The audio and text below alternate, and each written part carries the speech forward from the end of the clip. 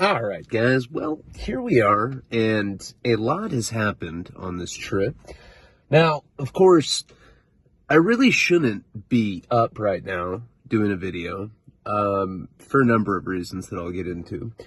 Especially considering the fact that the fucking police are literally trying to arrest me. I don't know why, but I'll get into that as well. So, let's start. I know it's been a couple days since we've checked in, and I know I've mentioned it before, but like Patreon really does feel like my family, friends, family. And I am friends with a lot of you. You know, I wish I knew more of you on a personal level. But I really do appreciate you guys, and I feel like I can tell you secrets. Be like, dude, I'm so spun out right now, all I'm thinking about is cock. Don't tell anyone. No, not that kind of shit. You know what I mean? I feel like I get to share my life with you. Okay, so first and foremost, the engagement. The botched fucking engagement. So, you know, I don't make that much money, right? I made a shitload off crypto. And I'm one of those people that's like, you know, I don't feel responsible with money, you know? And so I give my dad my money just so that I can't spend it. And I've been doing that for a long time. Even like sometimes when I get film money, I give it to my dad, like any of the financing, and like he's been paying people out, you know, through his account, because I just don't trust myself with money. I'm just not good at managing it. I made good money from crypto, and I definitely made enough to buy Karina a ring. I don't know how much diamond rings go for, but like I could probably throw down like $3 or $4 grand on her. I mean, she's worth more than that. I literally cut my dick off and send it back to her and be like, I want to spend the rest of my life with you. Here's my dick. I'm in a bad habit of sending it out to relatives. But anyway, that's not the point. Point is as I explained before, I had asked my mom if she would give me the ring to give to Karina. Now, I've asked my mom one other time. My ex-girlfriend, who I call Casey, that's not her real name. That's actually one of the only exes, but she is the only ex, I guess, besides Jenny, because Jenny's passed away. Jenny did cheat on me at the end, but I'd say Casey is the only ex that I have that, like, I genuinely love. Not in love, not in a sexual, romantic way. Love her like family. You know, we were together for a couple years. She was my best friend, and she's the kind of person that I genuinely, like, just want to be happy. That's it. Like, I'd never want to get back with her, but rooting for her from afar type of thing. And we got engaged back in 2014. Back then, I was really poor. I'm not rich now, but I was like really like, if I saw roadkill, I was like, ooh, take it. If I ever relapse in Wellbutrin, fuck that shit and eat it. She's like, okay, I love you, poo-poo daddy. Wrong girl, but I just felt like doing the poo-poo daddy. And we got to a point, no point to get complicated in my relationship with Casey.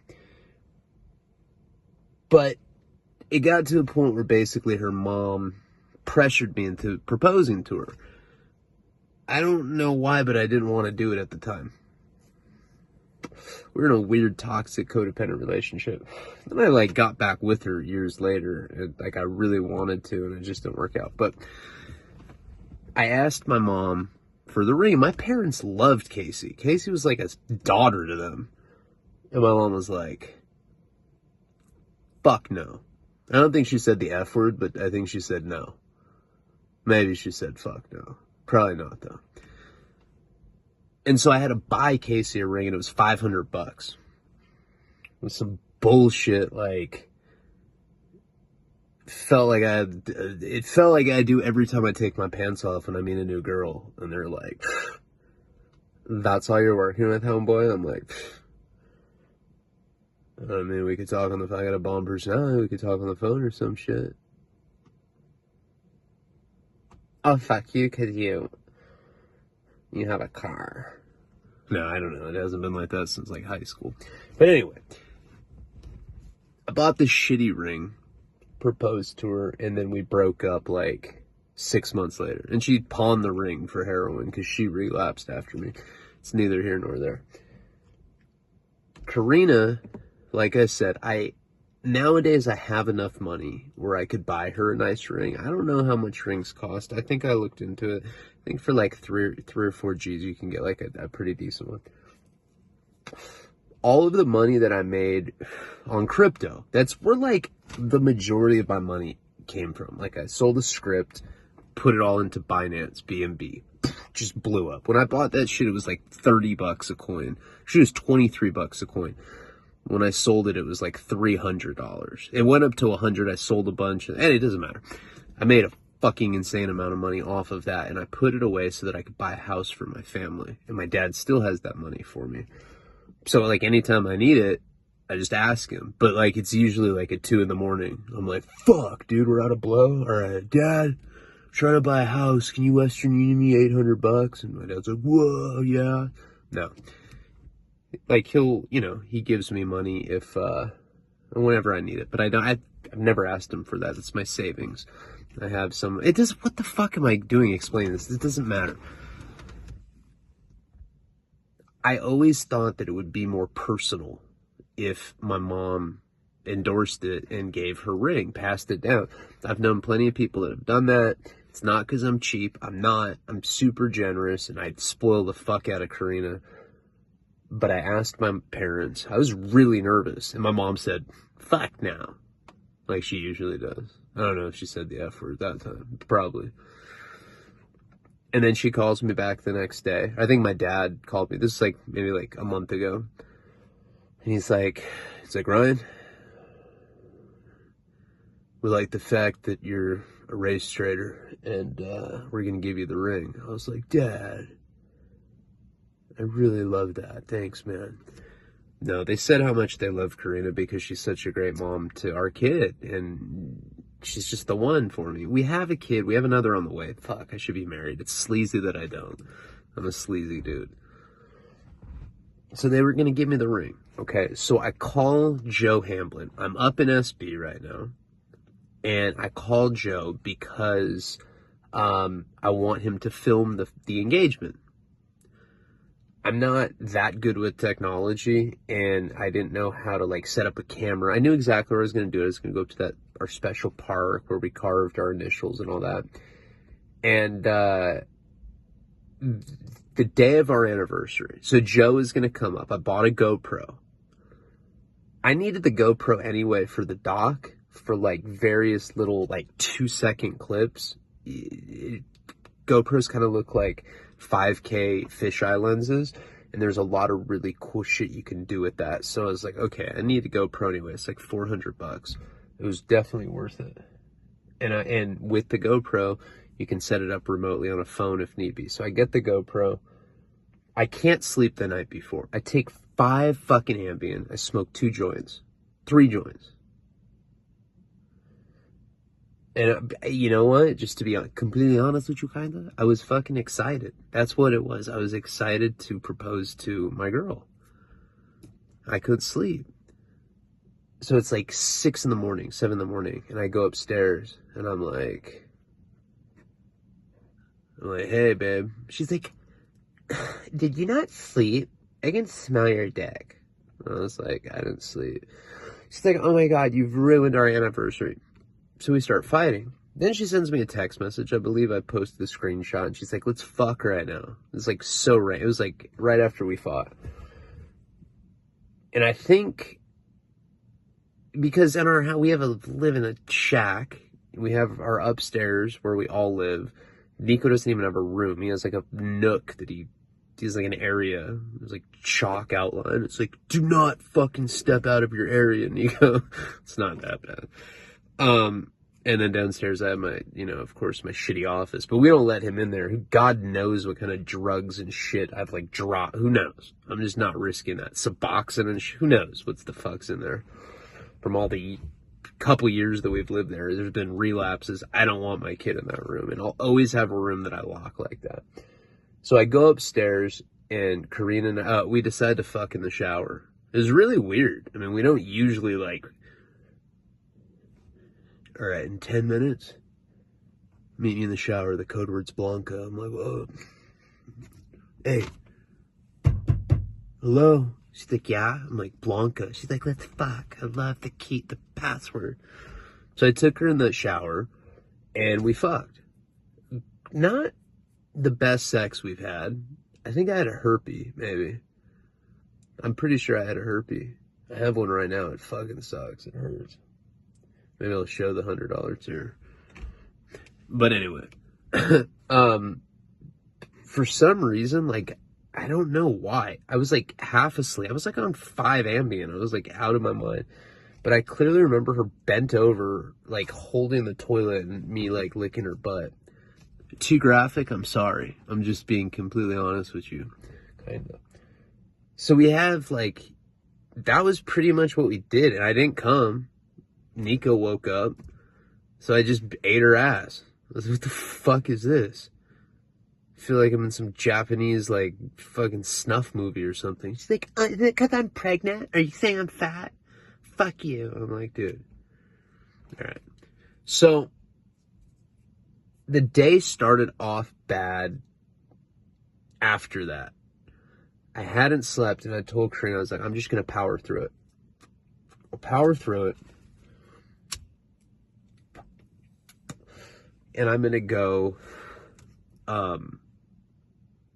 you know, we'll go to Santa Barbara early.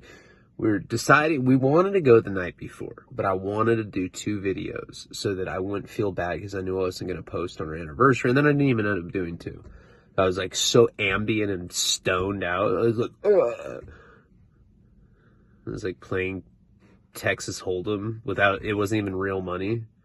If you win like memes. I was like, fuck yeah. I always wanted to own this meme. And so I get tired in the morning. I ultimately, like, Karina's like, babe, you can just like take an hour nap. I'll wake you up. I was like, all right, cool. But wake me up. Like, I have plans for us tonight. She's like, okay. She wakes me up at like 2 in the afternoon. Okay, I didn't get a haircut. I didn't have time to like, I was supposed to meet up with Joe. I was supposed to give him the GoPro. Like, have him do that. Even though I could access it remotely, I didn't want to risk it. I wanted him to like set it all up in the spot. So I'm just pissed off. And I'm one of those people where, and it takes my family for some reason hours to get out of the house. So we don't leave LA until like 4:30 in the afternoon. Gets dark at 8 o'clock in California. That sounds stupid. Is that where it gets dark everywhere? I don't even know. That's how unworldly I am. So scared of cops. I'm smoking in my car and I'm scared of getting arrested for smoking a fucking cigarette. I feel like I'm going to get busted by the high school security guard. So we're fighting the whole, I'm like, how could you do this to us? You ruined our anniversary. And like, we're just fighting and I'm being an asshole because I'm mad at myself, but I'm taking it out on her because that's one of my character flaws that I have. I just do that. I'm just one of those people. Like, stab myself in the chest. I'm like, look what you did to me, bitch. So we fight the whole way down to Santa Barbara. We finally get there. And this is where the story gets sad. Like, it's not even a funny part. Just sad what happens. So we get to Santa Barbara.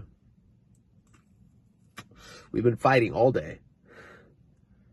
As soon as we get there, we end up getting this like boutique hotel, right? It's actually really cool. It has a jacuzzi in the room, has like a twin bed for Nico. So Nico has his own bed.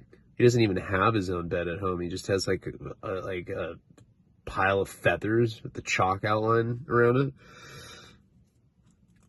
it. No, he sleeps on this like little mattress. It's really sad. Looks like he's squatting, but he lives with it. So we end up getting in this hotel, and I'm like, what do you want to do? And she's like, fuck, I'm tired. I'm not overdoing anything. I was like, wait, we're supposed to go on a picnic. She's like, fuck, fine. All right, cool. We're driving text my dad, and I said, Dad, I gotta come by to get the present for Karina. He's like, all right, cool. Go over to my parents' house. Karina's like getting out of the car. I was like, no. You're not allowed in there. They don't like Mexicans. She's like, shut up. And no, we were actually fighting at the time. I wasn't even joking with her. So I end up going into the house, and I see my dad, and he's just shaking his head. It's like that weird kind of slow motion shaking your head where like somebody's mad at you, or kind of like when a professional basketball player misses a free throw, you know, like I was like, do not fucking tell me bad news. And he's like, we can't open the safe. I was like, what do you mean you can't open the safe? He's like, we can't open the safe, man. I don't think he said man. If I had a gun, I probably would have pistol whipped him. I was like, don't ever disrespect me like that, Dad. No, I was like, wait, what? What are you talking about? And he's like, I don't know. We've had this safe for 20 years. It's a combination safe. I think Mom closed it wrong, and it just ruined it. I'm like, okay. You cannot break a safe by closing it wrong. Are you serious? Like, it's really sad to see the condition in there, and they're both, like, senile, right? And, like, losing it. Old. My mom has dementia. My dad is, like, losing it just by her losing it. Fucking makes me sad, right? So, my mom was like, Ryan, I have the ring.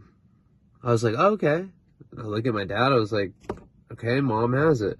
She's like, it's upstairs. Let's go get it. I was like, all right, cool. My mom, dementia, Parkinson's, she's moving at a snail pace. Probably takes us like 30 minutes to get upstairs. I'm not even exaggerating. Get up there, and my mom goes up to the closet where the safe is, the same one that I broke into to get the savings bond. She's like, it's locked. I was like,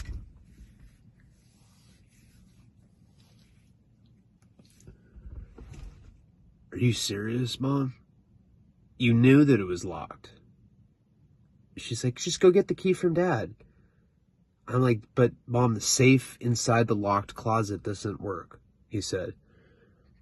Ryan, Dad doesn't know what he's talking about. I know where the ring is. It's in a box outside the safe. Go get the ring, or go get the key. I was like, all right. So I go back downstairs. I was like, Dad, she says she needs the key to the closet. And he goes, why would she need the key to the closet? The safe doesn't work. It's like, Dad, I don't know. That's just what she told me. How am I supposed to know? You got to realize, like, I'm probably misrepresenting the story because I was very patient with them. I'm not sociopathic. It's not like I didn't have empathy for their situation. I was having a bad day, and I was, like, putting on my best performance like I was cool. She's like, how's your anniversary going? I'm like, I don't know. I'm just, kind of, like, premeditatively thinking about murdering Karina. Been Googling life insurance policies. No, we're good. She's like, oh, Ryan, you're so fucking weird. And I was like, yeah. So I get the key, go back upstairs. Or she's already upstairs, but I get the key. I bring it to her. Oh, and on top of all of it, my dad's like, you don't have a mask. And I was like, yeah, because you guys both have been vaccinated. They both had both the shots. It's like, you know goddamn fucking well. There's a 5% chance that we could have it. If there's two of us, that's a 10% chance. I'm like, dude, it does not work like that. And you're vaccinated. And it's like, I don't care. 15 feet distance. I'm like, that's not even what the... Okay, all right. It's like, do not face me. I'm not even joking. I had to I'm like in the corner like I'm in Blair Witch Project. I'm like, can I look now? My dad's like, no. That's what you get for being a fucking right-wing extremist. And I was like, because I haven't gotten the vaccine. I'm like, Dad, I don't know. I've been busy. I was like, and I like every other disease. It's like, I don't know. Yeah, I don't want it, but I don't know. I just haven't gotten around to getting it. Fuck. I have cavities that are killing me that I haven't gotten taken care of. I had to postpone my septum surgery. I'm just irresponsible as fuck. But anyway, so he's being weird like that. I go back upstairs. I'm like, can I turn around now? He's like, all right, go. I think that you've been detoxified. I'm like, you're a weird ass dude, okay? Go upstairs. Open the locked closet for my mom. And she starts laughing. And I'm like, what? You got the ring? She's like, Ryan, it's in the safe. Do you know the combination of the safe? I'm like, Mom, you just told me that it was in a box outside of the safe. She's like, I know where the ring is. It's in the box outside the safe. I'm like, okay, well, can you get it? And she just is laughing. It hits me that she's confused and this is a dementia episode. And then it's locked in the safe and I'm not going to get it. And this day was already fucking shit. And the only reason that I wanted to propose on May 5th is because I didn't want a second anniversary date. And that's kind of a dirtbag reason if you think about it. So I'm thinking in my mind, I'm like, okay, I'm just not going to propose, you know? My mom's sitting on the bed and she's like, Ryan, it is in the box next to the safe. I go in the closet one more time just to like entertain her. I'm like, Mom, there's no boxes. She's like, guess you don't want to get married then, huh? And I'm like,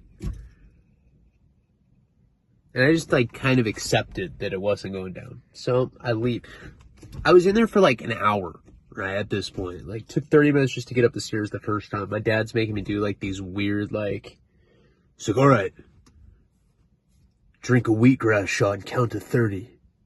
Then blow into this bag. I'm like, Dad, the fuck, man? You've been Googling holistic remedies for COVID vaccines? You're vaccinated, buddy. You're good. I'm not going to give you COVID. I don't have COVID. He's like, you have bad personal hygiene. I'm like, all right, dude. I'm out of here. So I end up leaving, right? So I leave. I'm in there for like an hour. So Karina's like, I bet you're doing blow. I was like, what the fuck is the last time I did blow? And why would I go? Yeah, yup. I was doing blow with my elderly parents. That's spot on. This is how you act when you do blow. You're making up stories. You just stand in a corner. Your dad's already vaccinated. You think I'm stupid or something. I was like, I like start driving like I'm like in my 80s with like both hands on the wheels. I'm like, oh, let's just go. She's like, no, God damn it. I want to know if you're on blow. I'm like, you just drug tested me a week ago when you were convinced that I was on heroin. You ruined our anniversary. Next year, we're going to celebrate how shitty this day was. It'll be like our anti-anniversary. I'm like, oh my God. Fuck my life. So we end up going up to this park, right? The one that I was going to propose at. And we get up there. I have my GoPro. I took a lot of footage.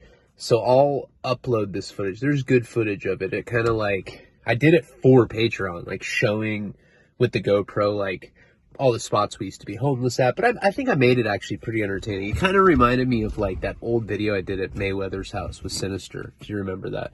It's like just me like kind of like narrating a tour of like places we used to be. I thought it was good. I don't know. I'll upload it at some point soon. We go up there. We do that. I'm filming a bunch of shit. And she's like, content creation on our anti-anniversary. I was just like, I'm not even listening. I'm tuning you up.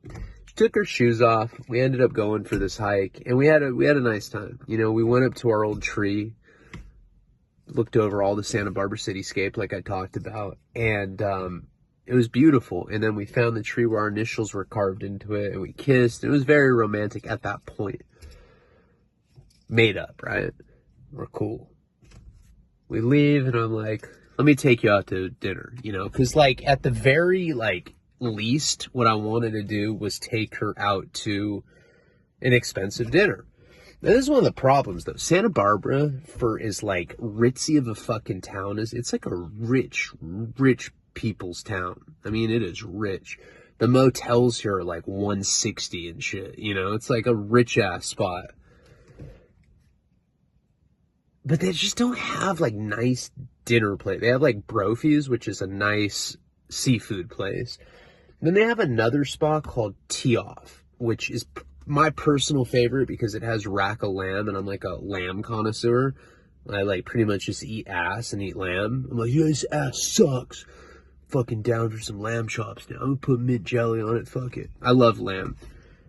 And Karina couldn't have Brophy's, which is the seafood, because she's pregnant and the doctor had advised against seafood. So we're about to go to this dinner, and this is an expensive spot. I don't know, for two people, it's like $200. It's not that much, but yeah, it's pretty high-end fucking food, you know? We like never do that. We did that for her birthday, but we very, very, very rarely, you know, go out to nice places, especially in the era of COVID. So we leave the park, and I get a text message from my dad. He goes, Ryan, amazingly, Mom found the ring. If you still want to propose tonight. I was like, fuck yeah, I do. Now, this is after I was in there for an hour the first time, and Karina thought that I was, like, manufacturing crack cocaine or whatever she thought I was doing. I was like, babe, we got to go back to my parents. She's like, why? What the fuck? You're smoking rocks. I know you. And I was like, look, I can't tell you now, but there's a reason why you can't know what's going on. Did you get me like some sort of Apple Watch or something? I was like, look,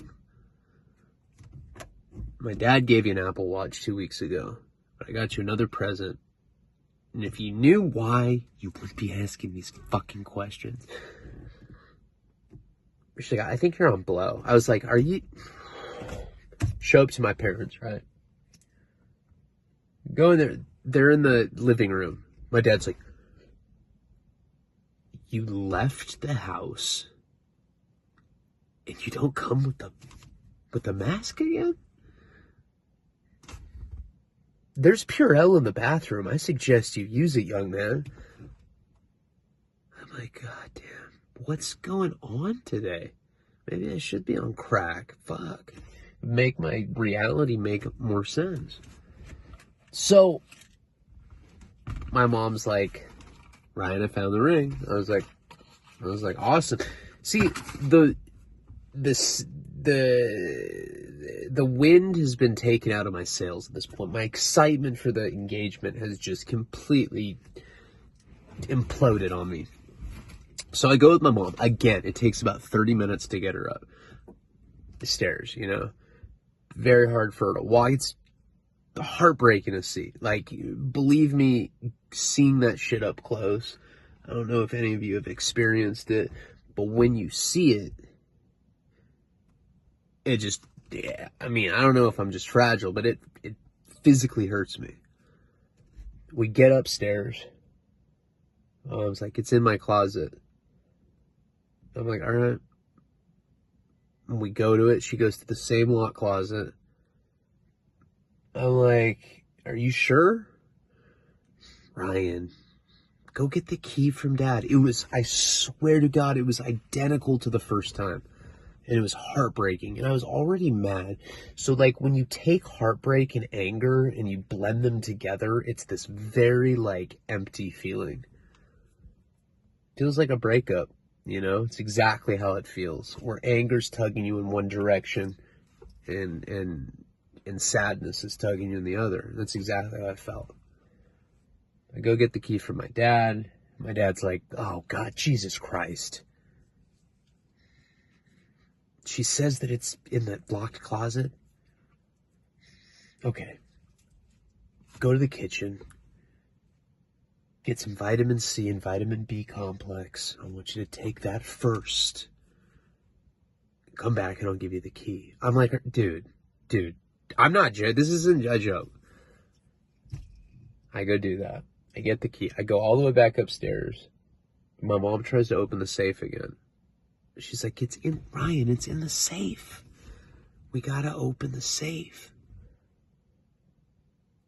It was weird because I suddenly thought of that story that I've told you guys, where I was on Marazine and I went through the most vivid hallucinations of my entire life.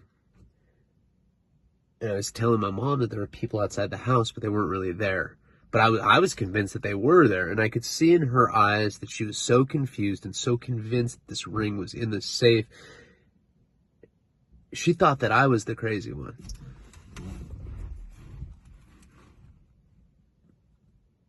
So she basically is having some sort of dementia hallucinations or confusion or whatever. It was very sad, and I was just like, that was like the final nail in the coffin. That's when I knew that the engagement wasn't going to go down. So that night, we end up going to the tee-off, right? It's like, fuck, let's do one good thing. Now, one good thing did happen yesterday, unrelated to, that's for a different time. But some good stuff happened, like career-wise and stuff.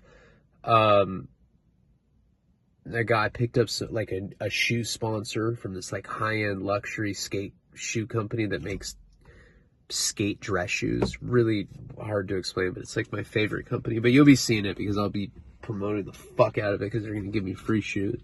It's like my favorite company. Got a meeting with HBO next week. I'm going to do this thing where I go to this reading with all these like well-known actors and actresses. They're going to read the Mike Virgin script. That's going to be fucking cool. Like, I'm stoked on that. Like, big deal. Like, we're talking to people's agents. There's a casting director for this table reading. We're all going to sit at this table and read the script. I'm going to record it and I'm going to put on the $20 tier. I might order the $100 tier. It depends on how exclusive like they want it to be. But like, so there was some good stuff that was happening. Hold on. Ooh. Jesus Christ, that fucking light, man. It's just getting so smoky in here, So, So anyway, we end up going to the TL. First, we go to McDonald's, get Nico a Happy Meal because he doesn't want anything at this like high-end spot. We get to tee off. Nico is throwing a fucking tantrum because he wants his Happy Meal in the restaurant. I'm like, Nico, we can't bring McDonald's into like some restaurant that's $200 for two people. There's like a dress code and shit. Can't be bringing a McDonald's Happy Meal box in there. He didn't understand that. He was mad. He's screaming. I was like, I get it. You sound how I feel.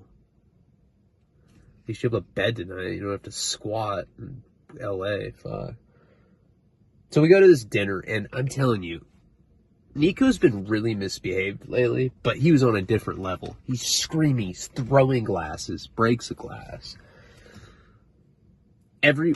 Karina will give Nico her iPhone. He just chucks it. It hits this other table.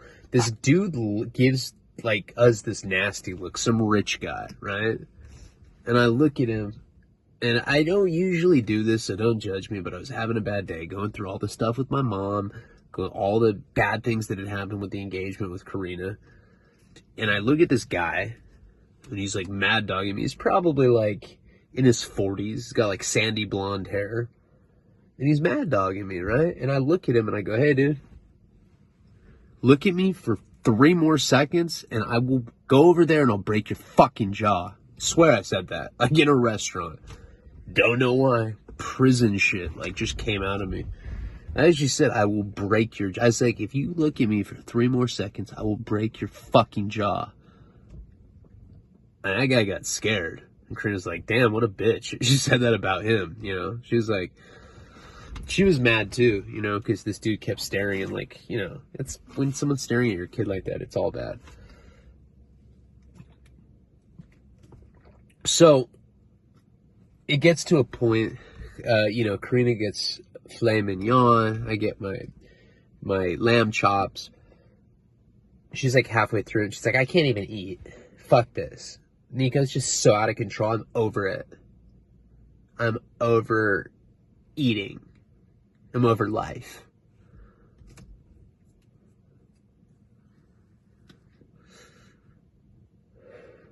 I was like, that's fucking tight. That is fucking tight. Thank you. Thank you very much. That was fucking tight. I'm glad I spent $200 on this dinner.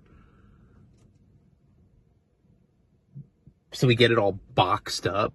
It was funny when we're leaving the guy that I said I was going to break his jaw. I'm like walking by his table. And I give him like a mean, like my meanest prison look. I was like, and he flinches like I'm going to hit him. I was like 6 feet away from him. I was like, God damn, dude. This dude is soft as cotton. It was funny. So we end up getting back to the motel. I'm like, you want to have sex? She's like, no. This day sucked. You don't deserve sex. She's like, sleep in the car. No, she didn't say that, but no sex. I was like, that's cool. And so I said, you know what, honey? I was going to propose to you tonight. And she's like, huh? I was like, yeah. And I told her the whole story because, like, I wanted her to understand why I was so mad, you know? And after I told her the whole story, I was like, can we have sex now? She's like, no, fuck you. You didn't even get the ring. You suck. I was like, fuck. All right. Yeah. Fuck my feelings. Went in the bathroom and just started beating off to lesbian ass licking porn. I was like, yeah. Fucking love you, Amy. Amy. I'm Miranda. Then Boston George dies, right? Let me say this about Boston George. I have an incredibly complicated relationship with the guy, and I'll tell you why. So I knew him, right? I didn't know him very well. He was on Drug Stories for Truckers, but I knew him, you know, and I talked to him on the phone a bunch of times. We texted. I knew his girlfriend, Rhonda. My manager, well, former manager, Jose, who's producer on my doc, he managed Boston George before me, and Jose is dating Christina Sunshine, which is Boston George's daughter. And then I'm friends with Mirtha, who is Boston George's ex-wife. Let me say something. Boston George was a scumbag. He was. He treated his family like shit. Treated his daughter like shit. The movie Blow definitely fabricated things. They Hollywoodized it. They didn't say in the film what the truth was. The truth was this. Boston George was a snitch, cooperated on his case. Right there, just that alone is somebody that I wouldn't really fuck with as a friend because I could never be able to trust him, right? I'm against snitching, you know? I'm not out here like on prison shit, but I still look down on people that cooperate with law enforcement. I just do. I don't know. It's ingrained in me, right? So, what the fuck is going on?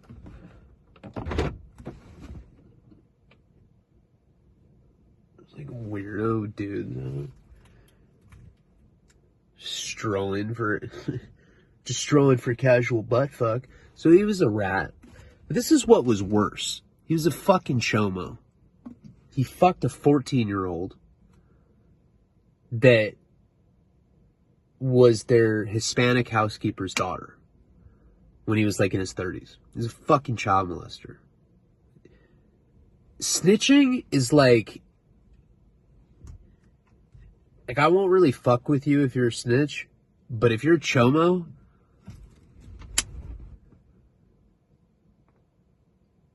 That's in the book. Bruce Porter wrote a book about George called Blow. It's in the book. But this is why it's complicated, right? First of all, I didn't know about that until a lot later. It's in the book, but for some reason, I didn't remember that until I was talking to his ex-wife about it. She was telling me all about it. It's true. And he was a rat. And the reason that he was on Drug Stories for Truckers was because I looked at that. I was strung out like a fucking lab rat when I recorded that album. So difficult to do. And every person on there, Johnny Depp, Dirt Nasty, Nick Stahl, Freeway Ricky Ross, Boston George. Did I say Johnny Depp? That was obviously the coolest one, him doing Hunter. I knew all of those guys personally, except for Tommy Chong. I paid for a cameo. And I was thinking, when I recorded it, I was like, okay. That was right when, like, YouTube was, like, I was just coming up a little bit. And, like, I didn't blow up or anything. I haven't gone viral. But I thought if I had all the drug legends on Drug Stories for Truckers, that if I ever did make it, like, if I made it to the level that I want to make it at, that'll be, like, a serious, like, I don't know. I was, like, somehow able to gather all these, like, cult-celebrated drug people. I certainly didn't know that he was fucked up like that when we did that, but later I found out, and he died on our anniversary. And what's interesting is I went to prison this last term on his birthday. Now, I'm good friends with his family. Christina is like a fucking aunt to Nico. So is Mirtha. Karina's really good friends with them. And it was interesting because he died, and all these people that I'm friends with, Jessica Kent, I believe that Death at 23-1, Sinister, all sorts of fucking people were memorializing him. I don't think people know the truth about him. It's tough, it's tough because I know that, and I felt obligated that I had to do some sort of post, not for him. Not because I respect him, because I don't. He was a piece of shit to his family, right? I did it because I really care about Christina, and I really care about Mirtha. They're like really good friends of mine. They're not just like people we know. Like, we fucking love them. Like, my ex-manager is one of my best friends. He's an amazing dude. I talked to him the other day, yesterday when George died, and they're all torn up. They've had a horrible year. I don't want to go into their personal life, but they've had some real tragic shit happen this year. It's been really rough. So I was conflicted, and I posted on Facebook, and I said, basically, I didn't go into the Chomo shit, but I was like, I didn't like it, I guess I'm giving recognition because of his family. That's it. But just so you guys know, because like I said, I feel like we're really like on a personal level. I mean, I told you that when I was poor, I used to look at roadkill and be like, yeah, if I ever relapse on Wellbutrin, I'm going to scrape that off the fucking table and I'm going to eat it and then butt fuck it. Or vice versa. Sorry, I just felt like it was getting really dark and I had to throw a BF joke in. Okay, so the following morning, this morning, I wake up to a blowjob. I have a herpes outbreak too, so it hurts. And I was like, hey, stop. Let's just have sex. Like, that chick's a rider, right? So we start having sex. She's like riding me and shit. Nico's passed out. And he wakes up, starts crying.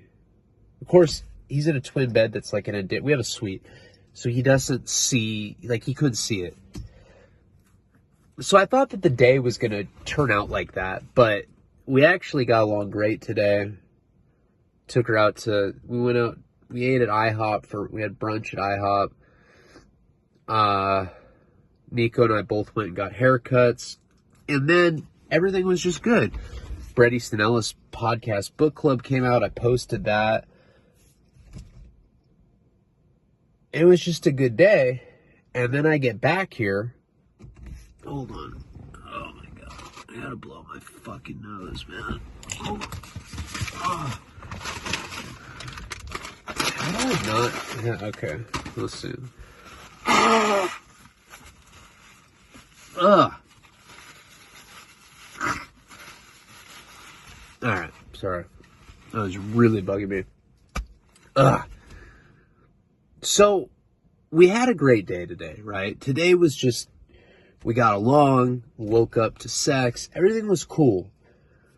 I get back to the hotel. Now, I've been smoking cigarettes lately, and I've been smoking weed lately. Two things that I had sworn off, and I'm doing again because I think just I'm really stressed out about my mom.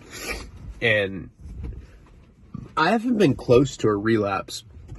I always tell you guys, like, when I'm getting shaky and when I feel like I'm about to go out. It hasn't been like that, but I don't know. I mean, cigarettes and weed and Ambien, if that's the worst fucking thing, I don't think it's that bad.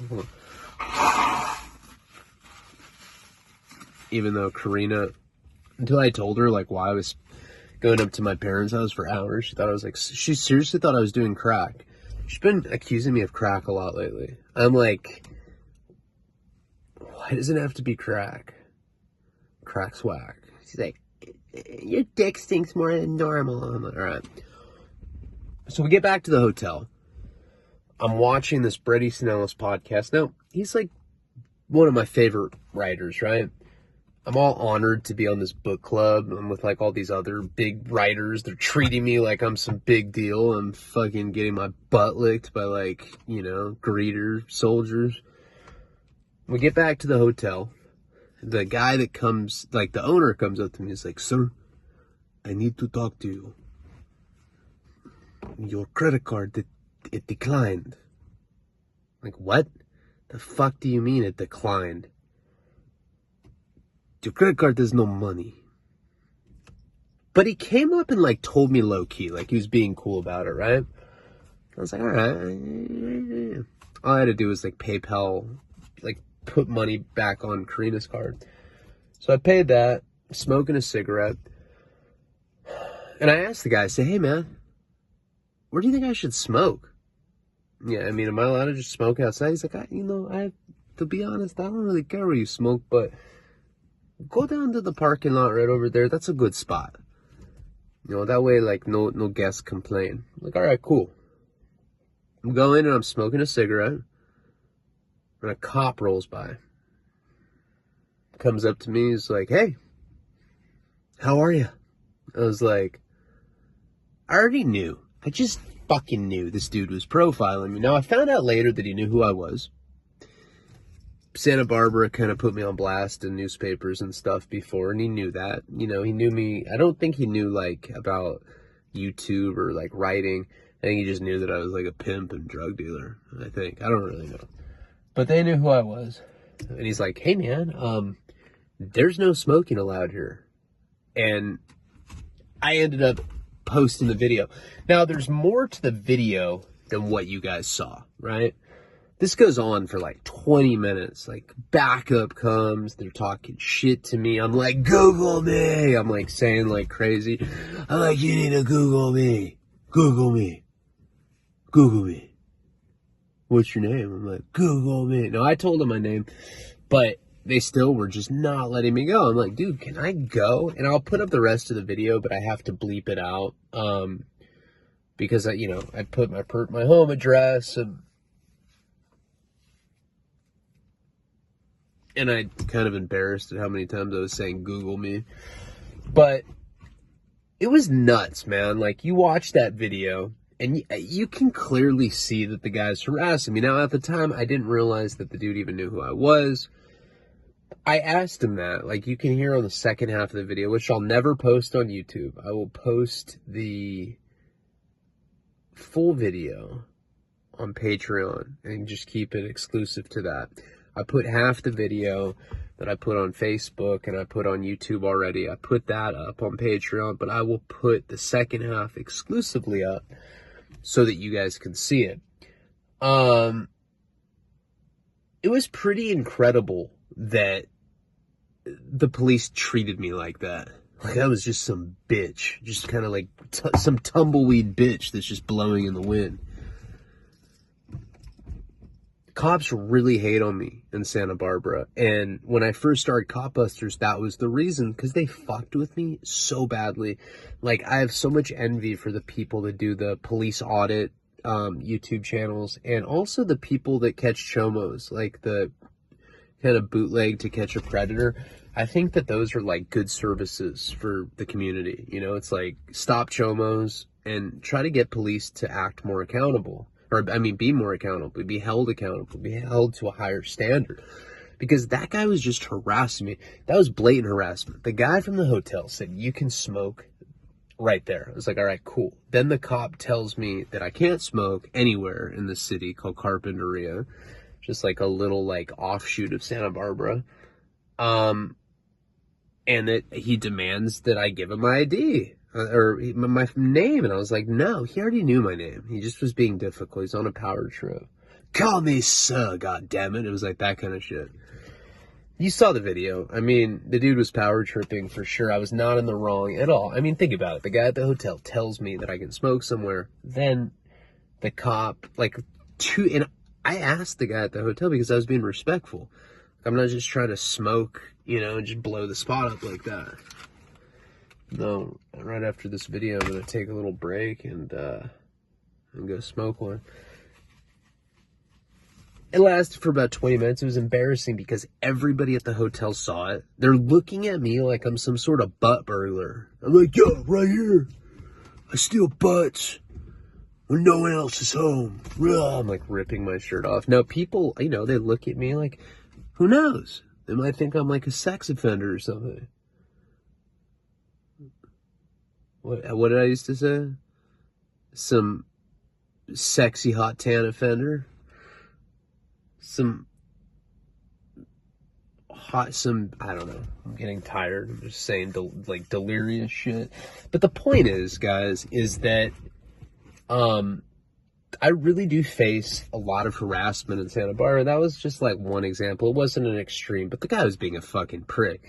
He didn't have to get and there's always going to be people, because I see comments, not on that video, but like I see other people post similar stuff on Facebook all the time, and they're like, if the guy was just compliant, he wouldn't have been shot like that, Doesn't matter that he was black. It just matters that he wasn't compliant. He deserved death for not giving him his driver's license. You always read shit like that. You're like, what the fuck, man? Nobody deserves death for not being compliant to cops. Like, they act like they're fucking fascist, tyrannical stormtroopers or something. It's ridiculous. Now, did you see the other guy in the video? It's like, hey man, that was Taco's cop fucking reincarnation. It was insane. Hey, hi. I was like, God, Jesus, hey, Ted Bundy, how you doing? He's like, cool. Yeah. I beat off to Zac Efron's solo porn sometimes when I'm, not at work. But yeah, I'm here now. I got you. It was like that. I was like, Jesus Christ, dude. Get a life. Seriously. I didn't do the line that I always tell, I say a lot to cops. I should have said damn, because this really pisses them off. But I love saying, you are a fucking civil servant and you work for me, man. I'm a taxpayer. Oh, yeah. And they get mad. Oh, I'm not a servant. They don't even... If you listen to the cop that was fucking with me, he was such an idiot. He's like, oh, well, it's not ollie oxen free. It's... hey, man. And he was like trying to act like he was cool. It's like, bitch, you are not cool. You are harassing me. And you are. That was blatant harassment. And I'm pretty sure he was trying to butt fuck. I whispered it to him. I was like, hey, man, you trying to go? He's like, I already gone. That doesn't even make sense, you stupid fucking pig. Now, you know what? Honest to God, I've really outgrown that hatred I have towards cops, towards prison guards, whatever, dude. Some prison guards treated me like shit throughout my life. Some cops have. But some girls have treated me like shit. I'm not gonna be like, fuck all women. I'm just gonna butt fuck dudes now. Fuck chicks, yeah. Yeah, what up, Todd? No, nothing? Yeah. Yeah, girl's asleep. No, I'm trying to get my dick sucked, fool. I'll be there in 10. All right now.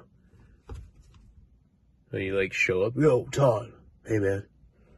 Oh. You hate women too? He's like, goddamn right I do, man. Let me see your dick. You know, it's like shit like that. Just because some women have treated me like shit throughout my life does not mean that I hate all women. Same with cops. There's a lot of good cops out there. And if you really think about it, police have some of the hardest work in the world. So do prison guards. That's tough work. That's honest work. A lot of those guys are working a dangerous job so that they can put groceries in the cupboards for their families. How the fuck can I hate on that? God damn, dude. The worst fucking, I know. He's using. Marshall. AIDS. Stuffed up nose, AIDS. Oh, Jesus. So, I just throw out my snot rag back on the floor. I'm such a dirtbag. So that's pretty much, I'm not even going to say that this is a monologue. I'll say that this is a story video. I am tired as fuck. I just felt like all the stuff that happened today was stuff that I should like kind of go into detail about. The Henry storyline that we're on, I haven't checked the comments. I said I was going to check the comments the other day, but I forgot it was my anniversary. I wasn't going to do that on that day. I'm telling you, the storyline gets actually pretty fucking crazy. And then the Sex Files or psychedelic story, whatever one we were talking about, that time where I started tripping and I went to that bar and I was like hallucinating and thought this like middle-aged woman was talking to me, but she wasn't, because I was like fiending and trying to do blow, and I like made a tea, but it wasn't coke. That story gets pretty crazy too. So there's definitely stuff that I know as a storyteller that's done a shitload of stories at this point. I know what works and what doesn't. There's definitely good stuff that I have coming up, and I appreciate you guys. I just really wanted to get something up, and I couldn't explain all this shit in 10-minute monologue, so I'm gonna present this as a story. I do love you. I appreciate you. That's fucking badass, man. Call fucking Todd. See what Todd's doing. See if Todd wants to come over now. Palabra.